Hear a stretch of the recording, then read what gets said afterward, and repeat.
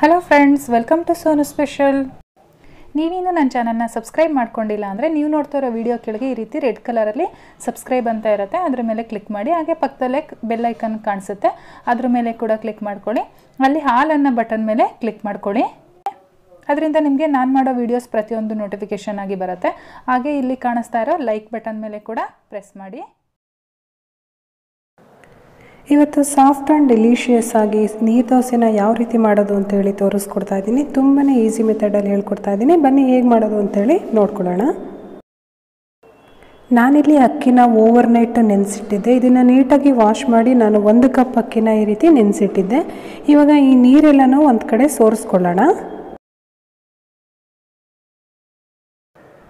ನೀರು ಸೋರಿಸಿರೋ ಅಕ್ಕಿನ ಜಾರಲ್ಲಿ ಹಾಕ್ಕೊಂಡಿದ್ದೀನಿ. ಹಾಗೆ ಒಂದು 2 ಟೇಬಲ್ ಸ್ಪೂನಷ್ಟು ತೆಂಗಿನಕಾಯಿ ತುರಿ ಕೂಡ ಇದರೊಳಗಡೆ ಹಾಕೋತಾ ಇದ್ದೀನಿ. ಇವಾಗ ಇದಕ್ಕೆ ಸ್ವಲ್ಪ ನೀರು ಹಾಕ್ಕೊಂಡು ನಾವು ಇದನ್ನು ನುಣ್ಣಗೆ ಪೇಸ್ಟ್ ಮಾಡ್ಕೋಬೇಕಾಗತ್ತೆ. ನಾನು ಯಾವ ಕಪ್ಪಲ್ಲಿ ಅಕ್ಕಿ ಅಳತೆ ತೊಗೊಂಡಿದ್ನೋ ಅದೇ ಕಪ್ಪಲ್ಲಿ ನೀರನ್ನು ಕೂಡ ಆ್ಯಡ್ ಮಾಡ್ತಾ ಇದ್ದೀನಿ.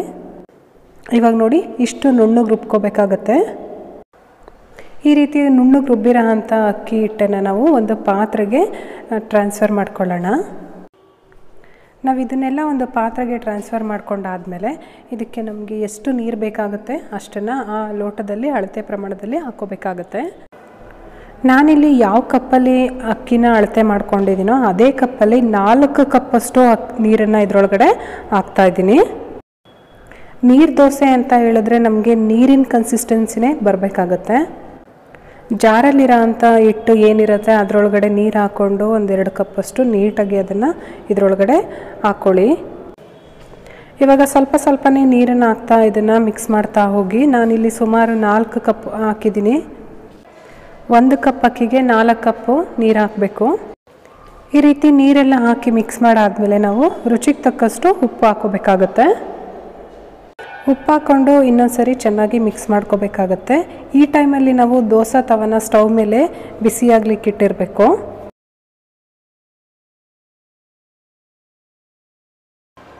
ನೋಡಿ, ಇಲ್ಲಿ ನಾನು ದೋಸೆ ತವ ಬಿಸಿಯಾಗಕ್ಕೆ ಇಟ್ಟಿದ್ದೆ. ಇದಕ್ಕೆ ಒಂದು ಅರ್ಧ ಟೀ ಸ್ಪೂನಷ್ಟು ಎಣ್ಣೆ ಹಾಕ್ಕೊಂಡು ಈ ರೀತಿ ಸ್ಪ್ರೆಡ್ ಮಾಡ್ಕೊಂಡಿದ್ದೀನಿ. ನೀವು ಪದೇ ಪದೇ ಎಣ್ಣೆ ಹಾಕೋ ಅವಶ್ಯಕತೆ ಇಲ್ಲ, ಒಂದು ಸರಿ ಹಾಕ್ಕೊಂಡ್ರೆ ಸಾಕಾಗುತ್ತೆ. ಇವಾಗ ನಾನು ಹಾಕ್ತಾ ಇದ್ದೀನಲ್ಲ ಹಿಟ್ಟು, ಈ ರೀತಿಯಾಗಿ ಹಿಟ್ಟನ್ನು ಅದ್ರ ಮೇಲೆ ಸ್ಪ್ರೆಡ್ ಮಾಡ್ಕೊಳ್ಳಿ. ಭಾರಿ ತೆಳುವಾಗೇ ಹಾಕೋಬೇಕಾಗತ್ತೆ. ಈ ರೀತಿ ಎಲ್ಲ ಹಾಕ್ಕೊಂಡಾದ್ಮೇಲೆ ಎಲ್ಲಿ ಗ್ಯಾಪ್ ಇರುತ್ತೆ ಅದನ್ನು ಸ್ವಲ್ಪ ಸ್ವಲ್ಪನೇ ಈಗ ಹಾಕ್ಕೊಂಡು ಕವರ್ ಮಾಡ್ಕೊಳ್ಳಿ.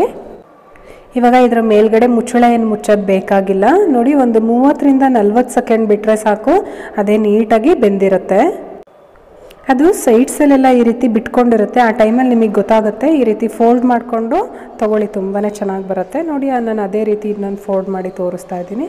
ತುಂಬ ಚೆನ್ನಾಗಿ ಬರುತ್ತೆ, ಎಲ್ಲೂ ಕೂಡ ತಳ ಹಿಡಿಯಲ್ಲ, ತುಂಬಾ ಸಾಫ್ಟಾಗಿ ಬರುತ್ತೆ. ಮಕ್ಕಳಂತೂ ತುಂಬಾ ಇಷ್ಟಪಟ್ಟು ತಿಂತಾರೆ. ಈ ರೀತಿ ಮಾಡಿಕೊಡಿ, ತುಂಬ ಚೆನ್ನಾಗಿರುತ್ತೆ.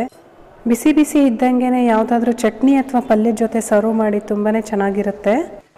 ನಾನು ಮಾಡಿರೋ ರೆಸಿಪಿ ನಿಮಗೆಲ್ಲ ಇಷ್ಟ ಆಗಿದ್ರೆ ದಯವಿಟ್ಟು ಲೈಕ್ ಮಾಡಿ, ಶೇರ್ ಮಾಡಿ, ಹಾಗೆ ಸಬ್ಸ್ಕ್ರೈಬ್ ಮಾಡೋದಂತೂ ಮರಿಬೇಡಿ ಫ್ರೆಂಡ್ಸ್.